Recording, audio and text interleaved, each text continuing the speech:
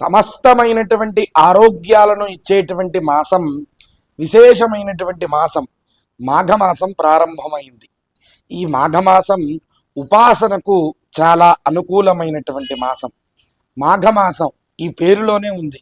మాఘం అంటే అఘములు, పాపములను, కష్టములను తొలగించేటువంటి మాసం కాబట్టి దీనిని మాఘమాసంగా చెప్పబడింది. అలాగే దీన్ని మాధవ మాసంగా కూడా పిలుస్తారు. ఈ మాసంలో విష్ణుమూర్తి యొక్క ఆరాధన చాలా విశేషం. అలాగే సూర్యనారాయణ మూర్తి ఆరాధన కూడా చాలా విశేషం.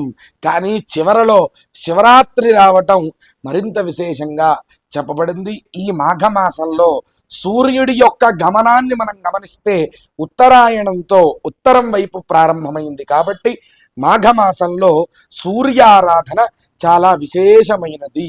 సూర్యుణ్ణి ఆరాధించడానికి మనకి 3 రకాల పద్ధతులు చెప్పారు.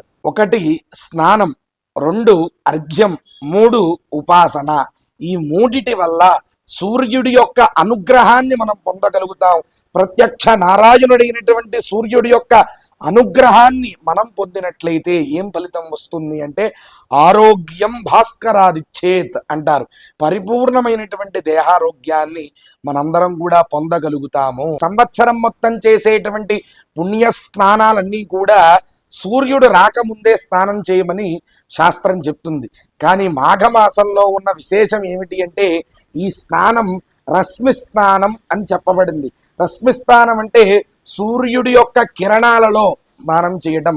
సూర్యుడు ఉదయించిన దగ్గర నుంచి 40 నిమిషాల లోపు అంటే సూర్యుడు ఉదయించిన తర్వాత సూర్యుడిని చూస్తూ సూర్యుడి కిరణాలు పడేలాగా స్నానం చేయడం విశేషం. సూర్యుడి యొక్క 7 కిరణాలు శరీరంలో ఉన్నటువంటి 7 రకాల అనారోగ్యాలను నివారణ చేస్తాయి.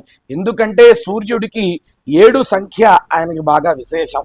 ఆ బాలభాస్కరుని యొక్క లేలేత బంగారు కిరణాలు భూమిని తాకే వేళ స్నానం చేయడం రశ్మి స్నానం. అంటే ఆ కిరణాలలో స్నానం చేయడం ద్వారా సంపూర్ణ దేహారోగ్యాన్ని, ముఖ్యంగా చర్మ వ్యాధులు ఉన్నటువంటి వాళ్ళందరికీ కూడా అవన్నీ నయమవుతాయని ఈ రశ్మి స్థానాన్ని మనకి చెప్పారు. అందరూ కూడా ఈ స్థానాన్ని తప్పక ఆచరించండి.